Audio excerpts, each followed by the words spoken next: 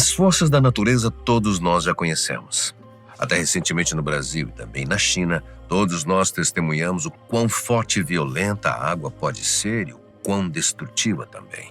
E agora, nos primeiros dias de julho, estamos testemunhando novamente a fúria da natureza. Dessa vez, com os ventos que arrasam cidades nas Américas Central e do Norte e com a chegada do furacão Beryl. O furacão Beryl é um dos primeiros da temporada de furacões que as Américas do Hemisfério Norte terão que enfrentar este ano. Segundo os meteorologistas, ele se formou na sexta-noite a partir de uma tempestade tropical e logo atingiu ventos de 210 km/h, enquanto se dirigia para as ilhas do oeste do Caribe. O Beryl está seguindo quase os mesmos passos de Alberto. O furacão que abriu a temporada 2024 provocou chuvas intensas sobre o nordeste do México em 20 de junho e deixou um saldo de 4 mortos. Ainda no dia 29 de junho, o Centro Nacional de Furacões do Pacífico, Departamento do NOAA, emitiu um relatório de alerta de tempestade tropical para a região do Caribe, envolvendo as ilhas de Martinica, Dominica e Tobago. Tempestades tropicais são definidas por ventos entre 63 e 118 km/h e podem tanto diminuir sua força como também passar para a categoria de furacões ao atingirem a casa dos 119 km/h ou mais, podendo atingir mais de 250 km, dependendo da sua categoria. O mesmo relatório trazia alertas de furacão para as regiões de Barbados, Santa Lúcia, Granada e também para as ilhas de São Vicente e Granadinas. Em relação às categorias, os furacões são classificados em 5 tipos. Categoria 1, ventos entre 119 a 153 km/h.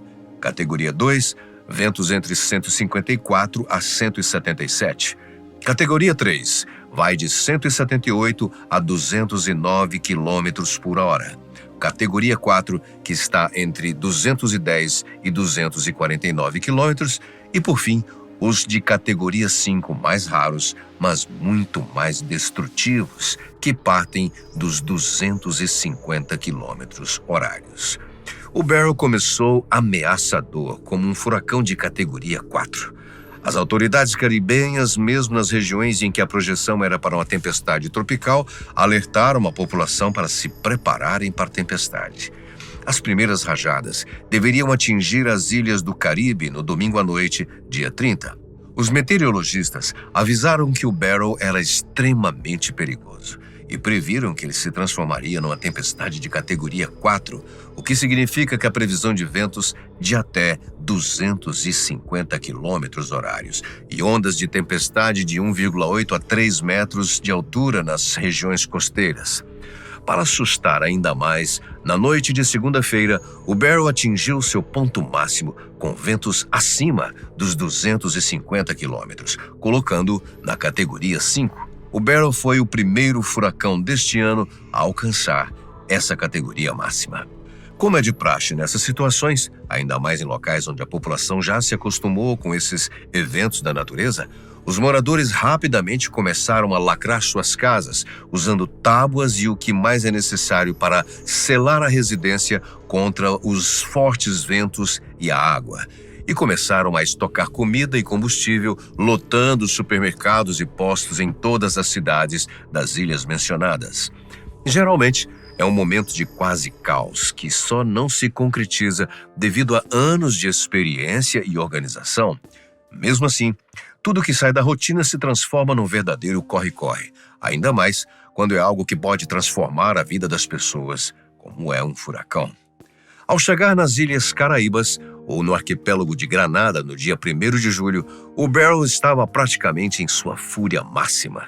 Em Carriacou, uma dessas ilhas do arquipélago, os ventos atingiram por volta dos 240 km/h e, apesar do grande estrago que fez, uma só pessoa faleceu durante o evento.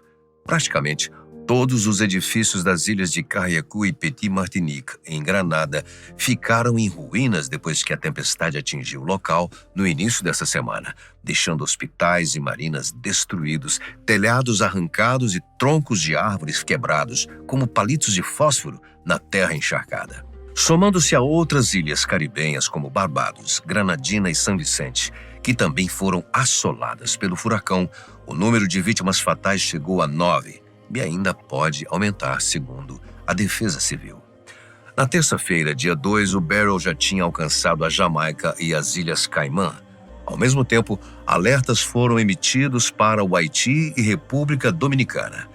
Na Jamaica, as autoridades enviaram alertas para o furacão da classe 5, em que chuvas e inundações repentinas, além do vento de mais de 250 quilômetros, poderiam acontecer.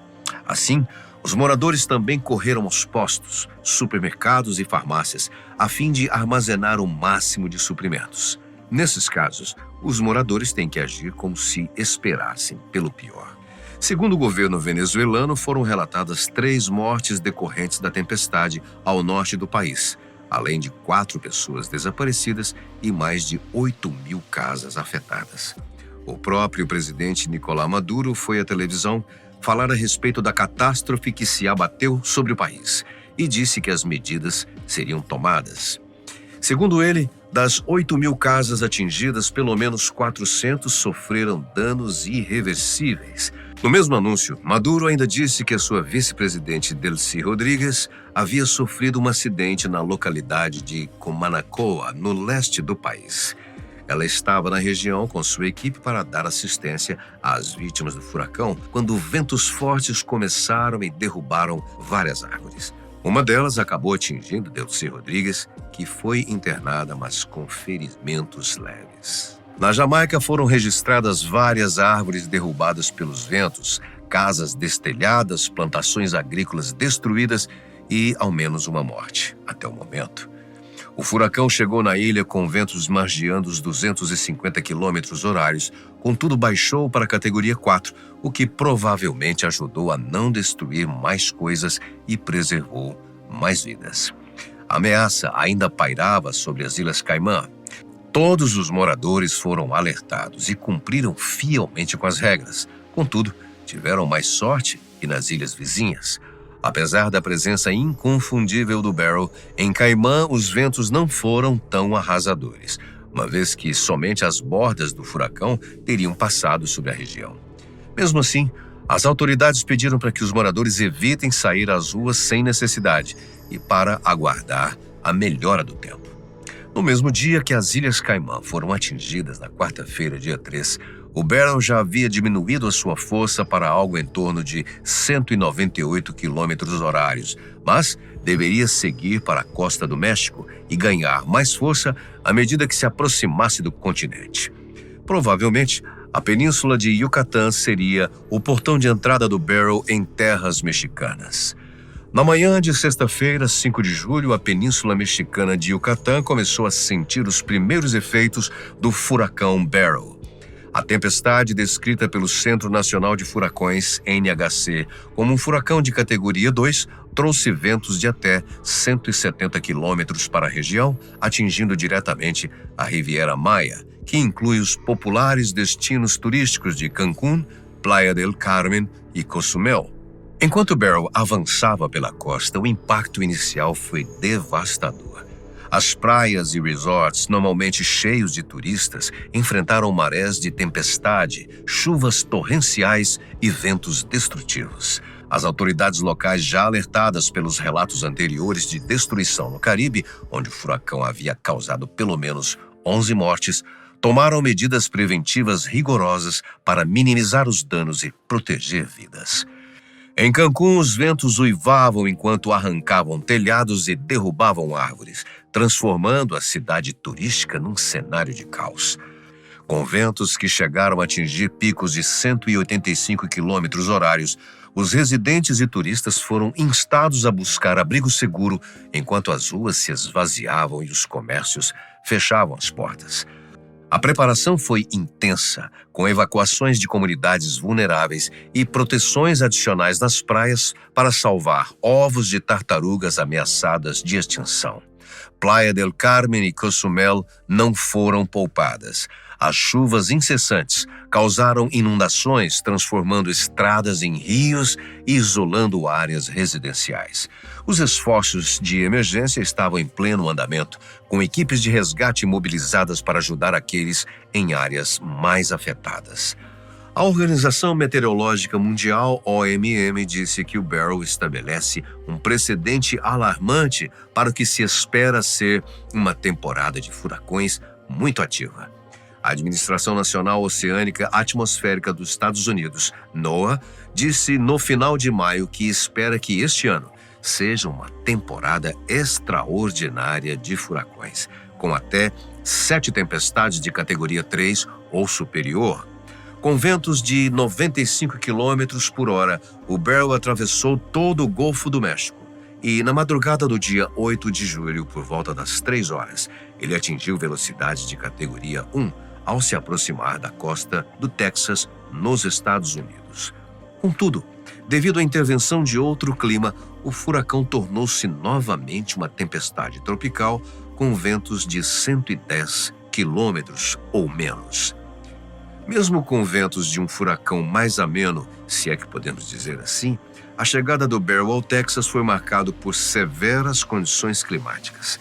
Causou inundações, derrubou árvores e arrancou telhados, além de ter provocado apagões e, como sempre, alguns prejuízos na casa dos milhares de dólares. Perdas, no entanto, não foram registradas no Texas. Enquanto nossa equipe de redatores trabalhava sobre esse roteiro, o Beryl encontrava-se sobre a capital texana Houston, já com ventos mais fracos na casa dos 95 km/h. A projeção é que a tempestade agora se enfraqueça à medida que avança para o interior até chegar a Toronto, no Canadá, onde estará com meros 35 km/h.